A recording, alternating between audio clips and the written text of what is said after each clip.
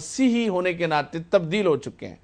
لیکن افسوس کی بات یہ ہے چونکہ ہم کلام سنتے نہیں ہیں، کلام ہماری زندگی میں وہ بیج کی طرح وہ اگتا نہیں ہے، ہم اس کو آگے لے کر نہیں چاہتے، اور ہم اتنی بڑی تبدیلی سے جو ہماری زندگی میں ہو چکی ہے غافل ہیں۔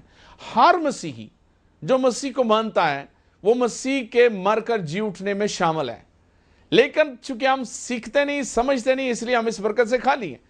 اور جو شیطان جو ہمارا مخالف ہے، ان لوگوں کو جو اس بات سے غافل ہیں ان کو تنگ کرتا رہتا ہے۔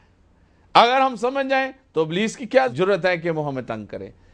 اور بائبل مقدس یوحنا کے خط کے پہلے خط کے آخری باب میں بڑے واضح طور پر 18 آیت میں لکھتی ہے، پہلا یوحنا کا خط آخری باب اور اس کی 18 آیت میں لکھتی ہے کہ جو خدا سے پیدا ہو جاتا ہے، جو خدا سے پیدا ہو جاتا ہے وہ گناہ نہیں کرتا، اور اس کی حفاظت وہ کرتا ہے جو خدا سے پیدا ہوا یعنی یسوع، اور شریر یعنی شیطان اسے چھو ہی نہیں سکتا۔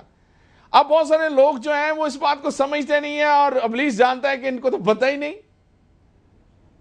اس لیے وہ ان کو کیا کرتا ہے، ان کو تنگ کرتا ہے۔ اگر آج آپ اس بات کو سمجھ رہے ہیں تو آپ اس بات کو آج پلے باندھ لیں، سن کر اس بات پر ایمان رکھیں۔ آپ مسیح کو مانتے ہیں، مسیح کے وسیلے آپ مسیح کے مر کر جی اٹھنے میں شامل ہو چکے ہیں، اور آپ کی زندگی ایک محفوظ زندگی ہے، اور آپ اس پر سٹینڈ کریں اور آگے خدا کے کلام کو سیکھ کر آگے چلنا شروع کریں۔ میں نے دیکھا بہت سارے لوگ اس بات کو نہیں سمجھتے ہیں، مسیح ہیں، اور نہ سمجھ ہونے کی وجہ سے ابلیس بھی جانتا ہے کہ ان کو پتہ نہیں ہے، اور وہ ان کے ساتھ دھوکہ کرتا رہتا ہے۔ اور بائبل میں لکھا ہے کہ لوگ میرے کلام کو نہ سمجھ رکھنے کی وجہ سے ہلاک ہو جائیں گے، عدم معرفت کی وجہ سے، لیک آف نالج کی وجہ سے لوگ ہلاک ہو جائیں گے۔ ہماری بہت ساری مسیحی قوم بے شک غریب ہے، دکھی ہے، لیکن مسیح کو ماننے والی ہے، لیکن ہلاکت کیوں ہوگی؟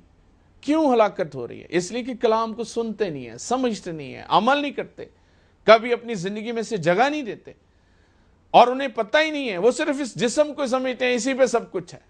لیکن خدا نے اس فانی جسم سے نکال کر ایک غیر فانی جسم میں ہمیں داخل کیا ہے۔ ہم انسان کے فانی تخم سے پیدا ہوتے ہیں، اور خدا یوحنا کی انجیل کے پہلے باب میں لکھا ہے خدا ہمیں کلام کے ذریعے پیدا کرتا ہے، ایک ایسے تخم سے جو غیر فانی ہے، کبھی فنا نہیں ہو سکتا۔ کتنی خوشی کی بات ہے، ہم ایسی پیدائش لے جاتے ہیں، ایسی پیدائش لے چکے ہیں، ایسی پیدائش لیں گے اسی کلام سے جو غیر فانی ہے، کبھی مار نہیں سکتی۔ اور روح کی نجات جو ہے، جو ہماری زندگی کا ایک بہت بڑا خاص بھید ہے، اس کے حوالے سے ہم ابلیس پر، موت پر، حالات پر، بیماریوں پر غالب آ سکتے ہیں، کیونکہ ہم اب وہ نہیں رہے جو جسم میں رہ کر زندگی گزارتے تھے۔ پولس رسول نے ایک بڑی بات کہی، اسے اس بات کا مکاشفہ تھا، اور اس نے کہا میں تو اب وہ رہا ہی نہیں، میں تو بدل گیا ہوں، کیونکہ مسیح مجھ میں ہے، اور میں وہ نہیں رہا، اب میں مسیح کے ساتھ زندہ ہوں، اور دنیا کی کوئی بھی چیز مجھے مسیح سے جدا نہیں کر سکتی۔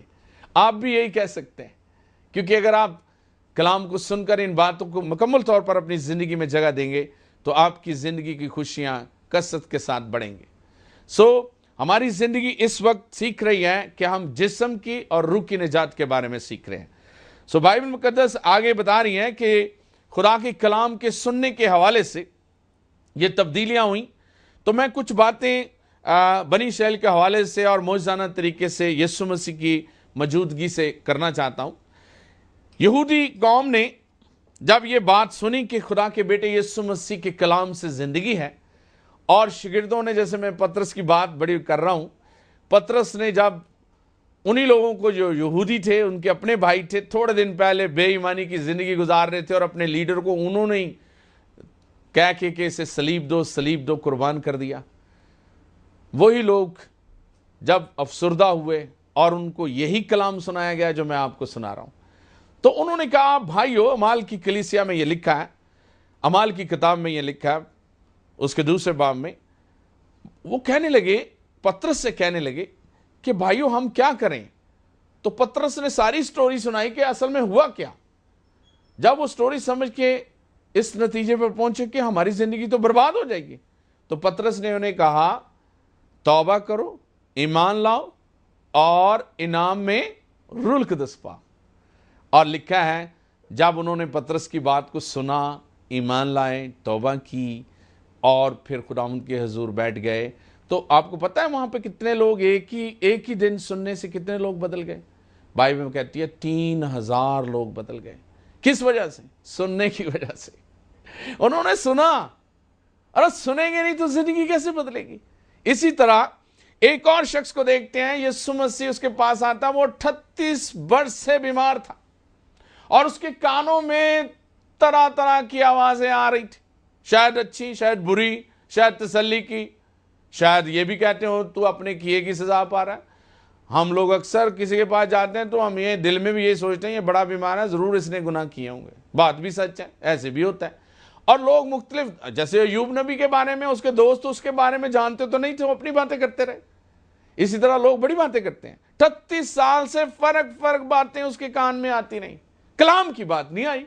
एक दिन खुद कलमा, खुदा का कलाम, हालेलुया, जब आकर उसके कान में बोलता है तो कलाम की आवाज उसके अंदर आई। उसने क्या बोला? उसने कहा उठ, अपनी चारपाई उठा और चल फिर। कलाम उसके अंदर आया और उसके बदन की 38 वर्ष की बीमारी ठहर गई, भाग गई उसकी जिंदगी से। और लोग देख रहे थे, यहूदी देख रहे थे, और वो भी उन्हीं लोगों के तरह थे जो कलाम तो सुनते हैं लेकिन अपने दिल में जगह, लेकिन उन्होंने जब ये देखा तो ईमान लाए। बहुत सारे लोग ईमान लाए। कैसे मौजज़ा हुआ, कैसे जिंदगी बदली? 38 वर्ष ऐसी आवाजें कानों में आती नहीं जो कभी उसकी जिंदगी को बदल नहीं सकती। आप और मैं भी ऐसे ही हैं। शायद किसी की कितनी उम्र है, आप में से कोई बुजुर्ग बैठा है तो वो गौर से सुन ले, चाहे वो बच्चा है वो भी सुन ले। अगर आप तरह तरह की आवाजें सुनते रहते हैं, ड्रामे सुनते रहते हैं, टीवी पर मुख्तलिफ बातें सुनते रहते हैं और अपनी जिस्मानी ख्वाहिशात पूरी करते हैं, तो याद रखें आप बीमार हैं, आप कभी बरकत नहीं पा सकते। आपको जरूरत है खुदा के कलाम को सुनने की, और यीशु आपके पास है और आज भी मेरे वसीले आपसे कलाम कर रहा है। आप जिस दिन उसकी आवाज को अपने दिल में लेंगे, आपकी जिंदगी बदल जाएगी। आपकी कोई भी उम्र हो, खुदावंद आपकी जिंदगी बदल देगा और आपकी हर तरह की खुशी वो खुदा की कलाम के वसीले जारी हो जाए। एक और बात करना चाहता हूं दाऊद के बारे में। पुराने अहदनामे में दाऊद ने भी ये बात जब सीखी तो वो अपने ज़बूर में कहता है, मैं गल खुदा दी सुनांगा जद करेगा कलाम। उसने इस बात को अपने अंदर लिया कि खुदा जब मेरे साथ कलाम करता है तो उसी से मेरी जिंदगी की बरकत है। इसी तरह मूसा की जिंदगी की बरकत का राज भी यही है, और वो खुदा की हजूरी में ठहरा रहता था, कई कई दिन खुदा की हजूरी में ठहरा रहता। और उसकी खिदमत का निचोड़ ये है, वो मेरे और आपके लिए बताता है कि उसकी हजूरी में बैठो, उसका इंतजार करो, उसके साए तले आ जाओ, उसके पंख के साए, उसके हाथ के नीचे आ जाओ, फरोतनी से रहो, इंतजार करो उसका, वो तुम्हें वक्त पर सर बुलंद करेगा। पतरस भी अपने खत में ये बताता है, उसके कभी हाथ के नीचे फरोतनी से रहो, वो तुम्हें वक्त पर सर बुलंद करेगा। हम तो उसकी हजूरी में बैठना ही नहीं चाहते, हम कभी उसको सुनना ही नहीं चाहते। भाई कैसे बरकत आएगी जब तक हम खुदा की कलाम को अपनी जिंदगी में नहीं दावत नहीं देंगे, उसे अपने अंदर जगह नहीं देंगे। और इसी तरह और खुदा की कलाम में लिखा है, मुर्दे भी यीशु की आवाज सुनते हैं। बात तो हम सुनने से सीख रहे हैं ना। मुर्दे याद रखें 3 तरह के हैं, तीनों मुर्दे सुनते हैं। एक वो मुर्दा है जो मेरे और आपकी तरह हैं तो जिंदा, लेकिन जिंदगी उनकी गुनाह में है, और बाइबल कहती है कि वो जिंदा लाशें हैं। पहले वो लोग, अगर आप में भी कुछ बैठे हैं गुनाह में पड़े हुए हैं, याद रखें आप जिंदा तो हैं, लेकिन गुनाह ये साबित करता है कि आप मुर्दा है। गुनाह की हालत मुर्दापन है। आपको जरूरत है कलाम सुनने की, और लिखा है जो मुर्दे मसीह की आवाज सुनेंगे वो क्या हो जाएंगे? जिंदा हो जाएंगे, बदल जाएंगे।